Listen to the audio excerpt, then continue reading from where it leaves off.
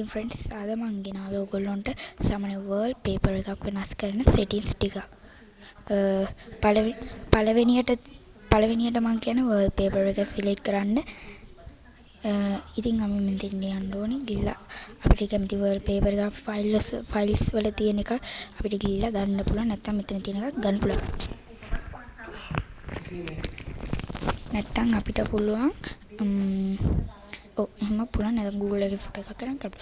දෙවෙනියට මම කියලා දෙන්නේ settings වලට ගිහිල්ලා කරන්න පුළුවන් දෙයක්. ඉතින් අපිට මේ Chrome මේකට ගියොත් යටම තියෙන icon එකට අපිට පුළුවන් Linux develop mode එක download කරගෙන අපිට Linux app එකකින් වැඩ ගන්න පුළුවන්. ඉතින් Linux system එක මේකට චුට්ටක් activate. ඊළඟට තව දෙයක් තමයි ඔයගොල්ලන්ට හදිස්සියේ වීඩියෝ ස්ක්‍රීන් එක රෙකෝඩ් කරගන්න ඕන.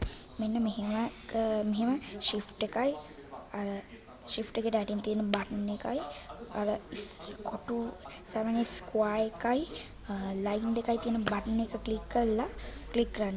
click කරාට පස්සේ මේක දැන් මම වීඩියෝ කරන ඉඳ පෙන්නන මෙහෙම කරා මෙන්න මේ button එක ගැවුවා click කරා ෆොටෝ එකක් එනවා. මෙතන එහෙනම් ෆ්‍රෙන්ඩ්ස් අද මම ගෙනාව වීඩියෝ එක හොඳයි නම් මම subscribe කරන්න like කරන්න share කරන්න තව Chromebook ගැන වීඩියෝ දැනගන්න ඕන නම් මාස් subscribe කරලා තියාගන්න. එහෙනම් මම ගිහින් එන්න bye.